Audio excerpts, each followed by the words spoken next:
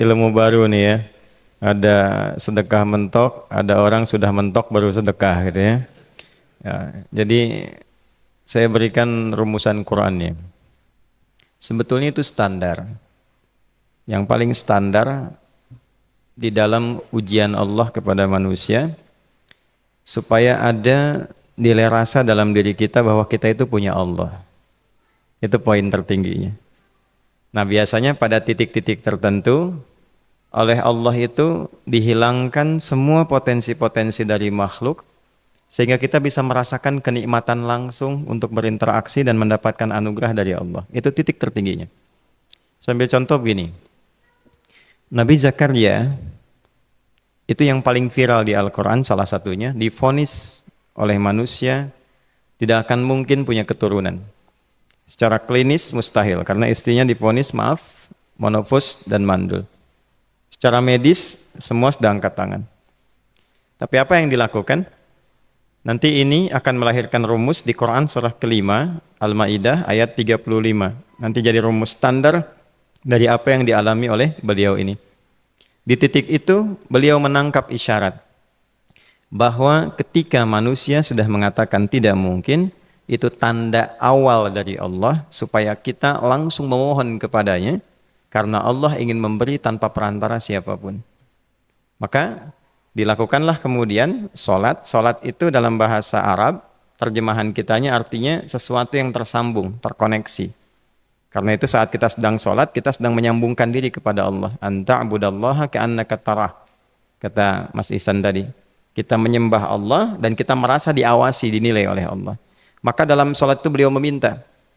Ya, permintaannya viral. Qala rabbi habli min ladunka dzurriyyatan thayyibah. Innaka sami'ud du'a.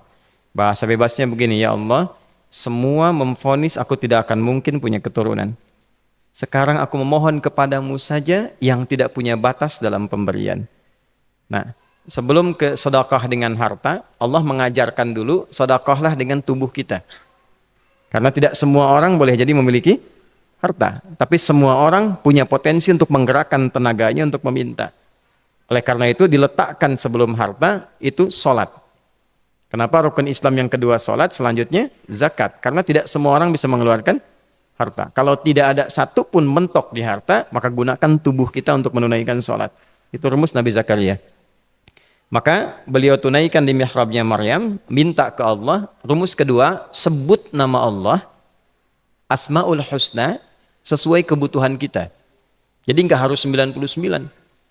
Misal, ini mau menuntut ilmu, sekolah, sebut ya Allah ya Alim, pemilik ilmu. Ada persoalan rizki yang ingin kita dapatkan, ya Allah ya Razak.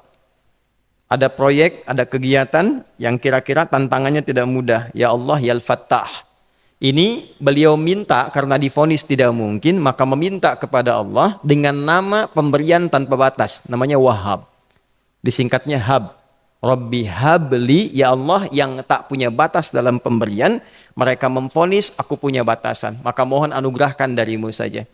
Jika padamu belum sempat juga terkabul, maka mohon tunjukkan kepadaku dengan cara apa lagi aku mesti meminta. Maka dalam situasi mentok itulah kemudian turun langsung jawaban. Fanadathul malaikatu wa huwa qa'imun yusalli fil mihrab annallaha yubashshiruka bi Yahya. Tolong garis bawah ini. Orang-orang yang langsung memiliki kesadaran saat di titik paling krusial, terendah, dan kita merasa tidak punya apa-apa, lalu ada kesadaran kita punya Allah dan meminta, itu seketika nggak ada sekat, langsung dijawab seketika. Nah, karena itu biasanya di momen tertentu setiap kita itu pasti mengalami peristiwa itu apapun bentuknya. Nah, itu kalau sudah sampai ke situ itu kode. Jadi di Islam tuh nggak ada pesimis, ya, tidak ada pesimis, dan jangan pernah melarutkan diri pada sebuah vonis sudah ini nggak mungkin, nggak akan dikabulkan. Nah, itu jebakan setan. Karena declare pertama iblis ketika melakukan kesalahan itu kalimatnya jelas. Ana khairum minhu khalaqtani min narin wa khalaqtahu ya min tin. Saya lebih hebat, lebih bagus. Allah nggak mungkin nggak mungkin ada ampunan lagi. Jadi diteruskan kesimpulan ini karena nggak mungkin katanya diampuni, ya sudah bermaksiat saja. Karena nggak mungkin dikabul, ya sudah pesimis saja. Padahal di titik itu Allah sedang membuka. Temukan kata itu, temukan hubungan itu, minta itu tanpa sekat.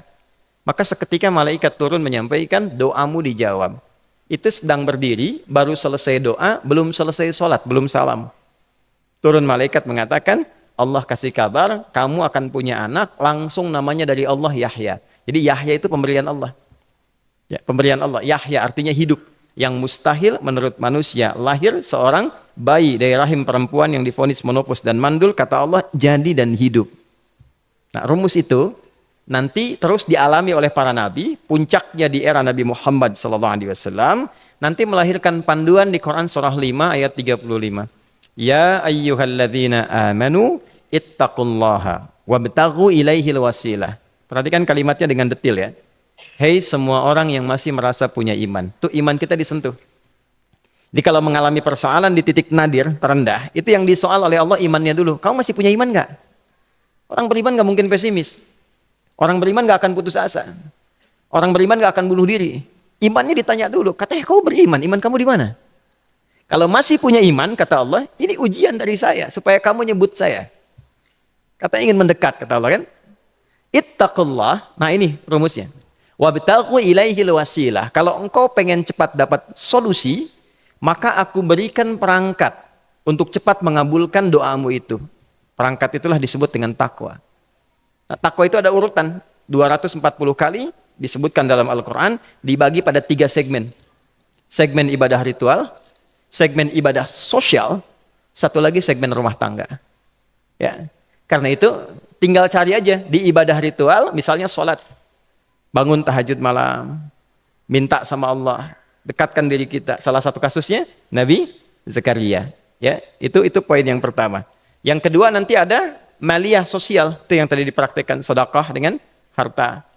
Ya, tidak harus banyak, yang penting Allah minta apa, ikhtiarkan, nggak akan dilihat berapapun nilainya. Yang dilihat itu ada nggak kemampuan mengimplementasikan imannya, itu poinnya. Titik itu, ya. Yang ketiga nanti di keluarga. Urutan pertama orang tua. Kata Ibnu Abbas radhiyallahu taala anhuma, tidak ada satupun aku melihat amalan tertinggi yang menarik perhatian Allah untuk memberikan ampunan pada orang taubat atau mengabulkan doa dengan cepat kecuali berbakti pada orang tua. Dan kisahnya viral sekali di Al-Bukhari, 3 orang terjebak dalam gua, kemudian tertutup batu besar karena berteduh hujan, tapi tertutup batu besar. Lalu ketiganya mendorong, tidak pernah bisa mengeluarkan tenaga yang mampu mengeluarkan mereka dari batu itu. Gak bisa gerak. Satu di antara 3 orang ini mengusulkan, sudah, ini tanda dari Allah. Jangan gunakan kekuatan kita lagi, kita diminta menggunakan kekuatan yang Allah berikan. Coba kita cari amalan rumus takwa tadi. Satu di antara 3 itu mengatakan, ya Allah, saya punya seorang ibu. Setiap kali saya berangkat kerja, saya akan selalu siapkan hidangan untuk ibu, khusus untuk susu sebelum tidur, itu saya yang minumkan langsung kepada beliau. Itu berlanjut selama hidup saya seperti yang kau ketahui. Satu kali, saya pulang dari kantor, dari pekerjaan, ibu saya sudah tertidur. Sementara susu belum diminum. Dan kami putuskan tidak ada yang berani menyentuh susu dan minuman makanan kecuali ibu terlebih dahulu. Maka saya putuskan memegang nampan susu di samping ibu yang tertidur dan menunggu beliau bangun. Tiba beliau bangun tengah malam, saya berikan susunya tanpa saya katakan saya telah menunggu cukup lama untuk memberikan susu itu. Ibunya nggak dibangunkan, dibiarkan istirahat dengan nyaman, begitu bangun diberikan susu tanpa komen sedikit pun. Nggak bilang, mas sebetulnya udah lama tadi nungguin ya. Langsung diberikan. Seketika ibu senang istirahat dan lalu mengatakan pria ini, ya Allah, jika engkau ridha dengan amalku ini, maka mohon bebaskan kami dari kungkungan batu ini. Lalu ketiganya berikhtiar mendorong, yang tadinya tidak punya kekuatan, seketika batu itu menggelinding dan membebaskan 3 orang itu. Nah itu persegi dalil yang sebetulnya jadi pedoman hidup. Dalil itu kan pedoman bahasa Arabnya. Pedoman berkehidupan. Kita di Islam itu lengkap. Jadi kalau kita mengalami kasus itu dimanapun, ya, baik di kedudukan, di usaha, di pengetahuan, sudah mau ngapalin mentok, gitu ya, itu ujian.